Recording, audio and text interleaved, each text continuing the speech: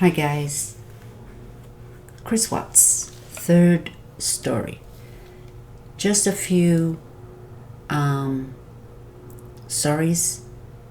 He could say, I'm sorry. He could say I'm sorry in so many different ways, but the word sorry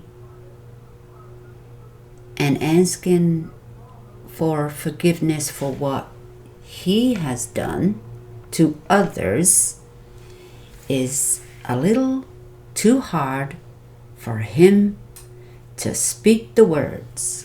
Now, as the book has come out and more information, one question was asked: are you sorry? He's all full of forgiveness, then God has forgiven him. It's all about him. It's all about him. Now, as this book is come out and people are talking about it, there's no remorse there. There is absolutely no remorse for what he did. He has not stated anything to that fact yet. And he most likely won't, unless there's going to be a fourth story. Now, I expect that one will be coming out soon. He was asked, why haven't you said sorry? Why haven't you apologized? A heartfelt apology. And he goes something like this: oh, well, just add that. Just add it. Just add it to the book. Yeah, something like that. Put it in there somewhere. But he never said, I'm sorry. He just put it in there. Somewhere along them lines. He never uttered the words, I am truly sorry for what I did. This was his chance to speak.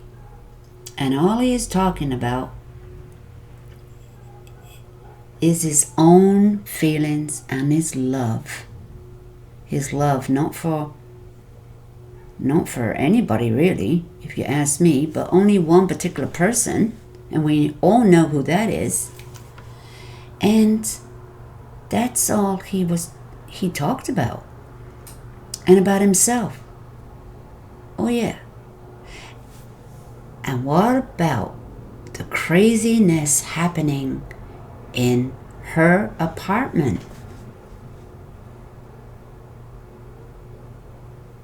What the hell is going on?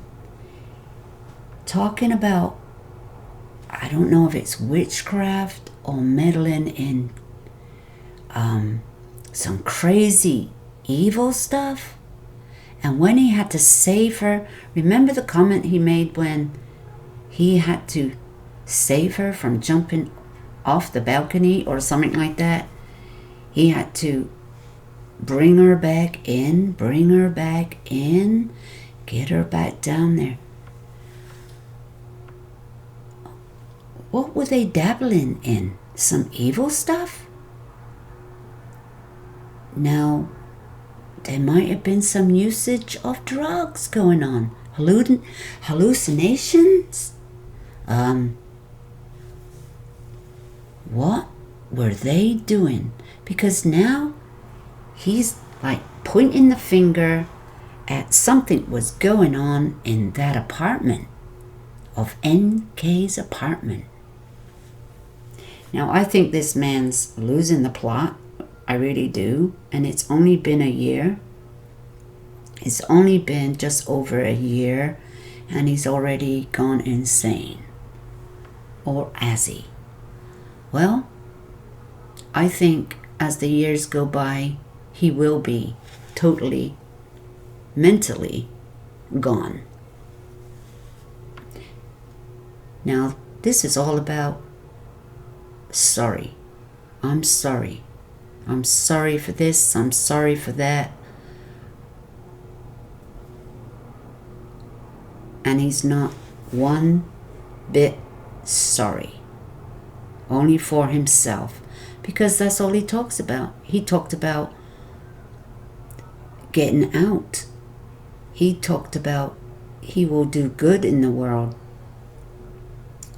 He will go to prisons. He will preach to them. And he can recite that Bible inside out, backwards, upside down.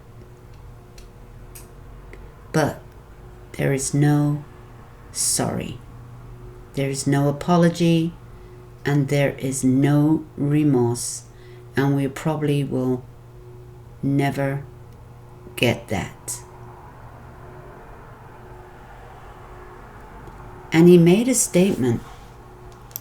We all heard that statement.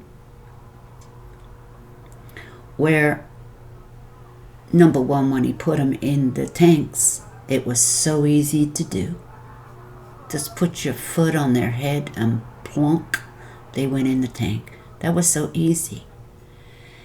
And then he made a comment, or it was in the book, that when he took Shanann out of the truck and put her by the ditch that he had dug for her resting place, because she was a little heavy for him to carry, so he kind of dragged her along, boompity boompity boomp, and he threw her in the hole, in the ditch. And that's why she was in that position when she was found, because he said he couldn't be bothered to move her body in a different position. And, oh yeah, I think she aborted the fetus, something like that. And I didn't do anything about it or move her body because I was mad at her. Oh yeah. He was mad at her. He was angry with her. He had full of hate for her at that time.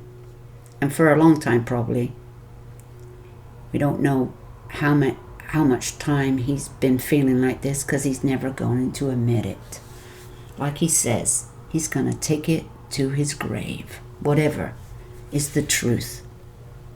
So these are the kind of things that he is coming out and gave the story in this book. There is not one bit of remorse. And he thinks he's going to get out of jail in 25 years for being a good boy. He's delusional.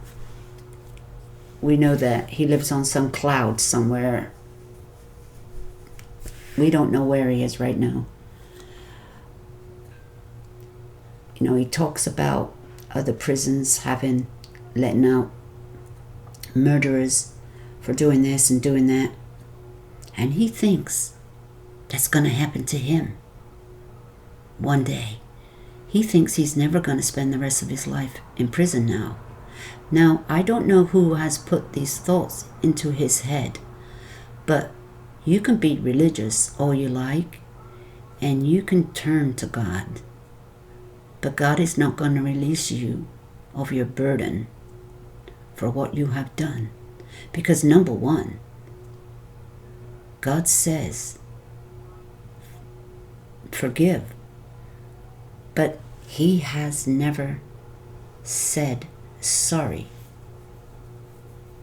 And he does not forgive them for whatever they did. His children, his wife.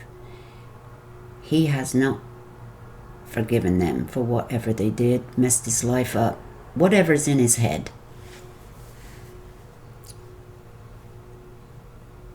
Because he blames them all. He even blamed the unborn baby for his problems. Yeah, he blamed the unborn baby. So guys, this was a little about the book and how sorry he is not.